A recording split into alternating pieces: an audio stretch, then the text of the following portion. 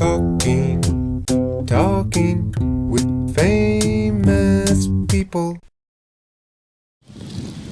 Hi friends, host Eric here on Armada Road. Pretty windy. You can probably hear that in the audio. I'm gonna put my hand here to help with that a little bit. Over here, this home is what I think of as Tracy Flack's house.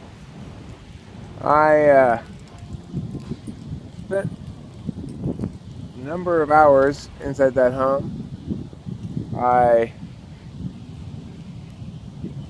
played in the back playhouse back there, and I watched it burn to the ground.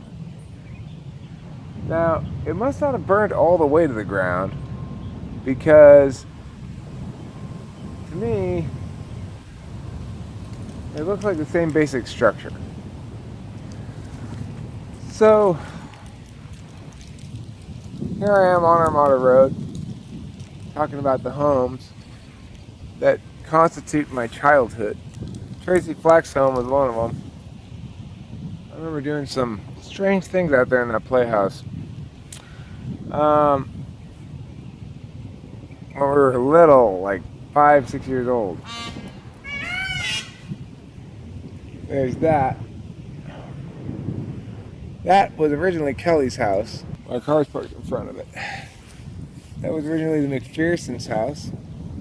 They had a boy, I forget what his name is.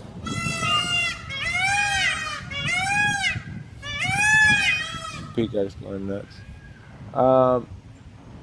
And then they moved out, and then eventually the Rowleys moved in who still live there. That house next to it was the Porter's home. And that's where several of my good friends lived. One of them in particular, Dave Porter, I was very good friends with. He lived there. And to me, all these homes, when I was a child, in this home here next to the one I'm right in front of, the tan home, I don't know if you can see it very well from this angle, that home right there belonged to an old woman. And since I knew Kelly, who lived in this house that I'm in front of, we'd sneak in her backyard and stuff. It was interesting back there. We're squatting here in front of Wendy Gilmartin's home. Is it really Wendy Gilmartin's home? Probably not anymore.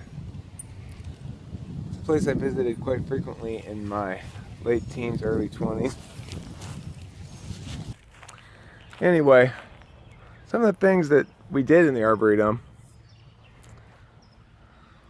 Well, we went fishing in there a lot. Caught a lot of carp and koi and catfish. And we had a story that we believed 100% was true, which is that there were guards in there armed with guns that shot salt pellets, and they would shoot at children if they caught them in the Arboretum after hours. We all believed it. We were all certain it was true. One time we did get chased in there. We were there after hours, you know. It was like 7 o'clock at night or something. They were closed. And some guy saw us and started chasing us. And we ran away. We got away from him. Old people can't keep up with kids. This is Chris Morrow's house. Chris Morrow was my best friend growing up, I guess you would say. Spent the most time with him. And spent a lot of time inside this house. It's currently for lease, so I think it's reasonable to say we could go look in the front window without... There weren't these roses. But I remember inside. Probably can't see it very well, huh? This has all been changed. It used to be a big bamboo forest back there. And now it looks like that. I show you this house because, to the best of my knowledge, it's always been this theme. This kind of... It's almost like something you'd see in a theme park.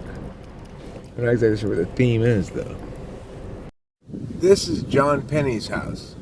Another place where I spent a lot of time growing up. As far as I know, his father, Gary Penny, who was an economics teacher and I think a history teacher at AHS, still lives here. Yes, Guitar Center. When you just need to rock harder. If you're not rocking hard enough, you should consider going to Guitar Center. That's where I'm going right now. I'm going to buy a couple of mic stands so I can rock harder. I'm going to be like, yeah, I'm a rockin' yeah, like that. It's going to be great. In my mind's eye, this house was atop a very large hill. When I was a child, I didn't know these people, but in passing, every once in a while, I would encounter some shared childhood experience with them. I've been at their house a couple of times. I don't even remember their names.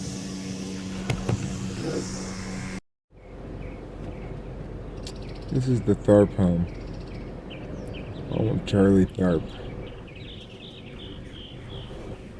I wouldn't be surprised at all if his dad still lives there. But I haven't the heart for it to go see. Though perhaps I ought.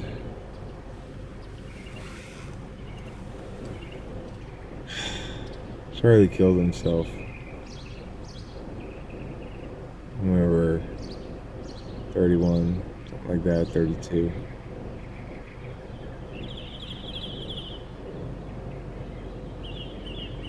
I've never quite been able to process it. I spent so much time at that house, so much time in his room. A really close friend. So much time in his garage. Smoked pot for the first time in his garage.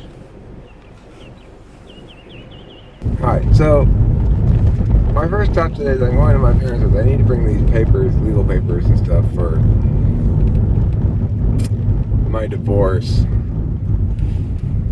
And this is kind of a depressing topic in general. My parents are doing a lot of estate planning at the moment. My mom is not quite where she once was, I suppose. And Lacey, stop. That's what my dad's doing. And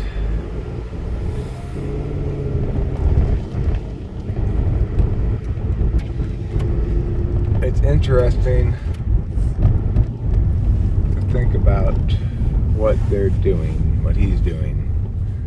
It's interesting to watch him do what he's doing as he's preparing for end-of-life stuff.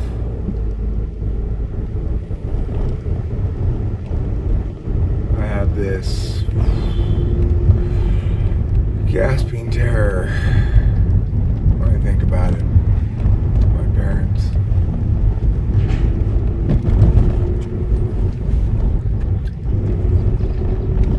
Anyway, you know, I would anticipate that my father will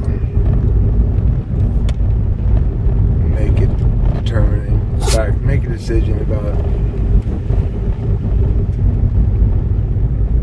when it's time to go.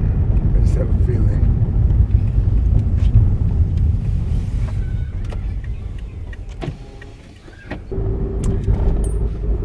Anyway, I'm late going over there already, and then I forgot the papers. Bad SI.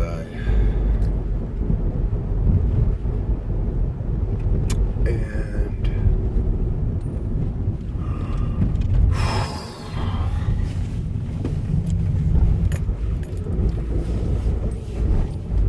there's a psychic comfort to having such competent parents.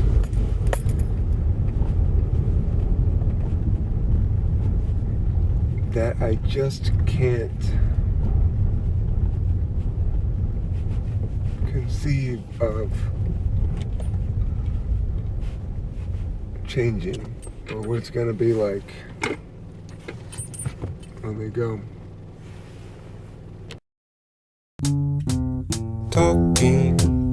Talking with famous people.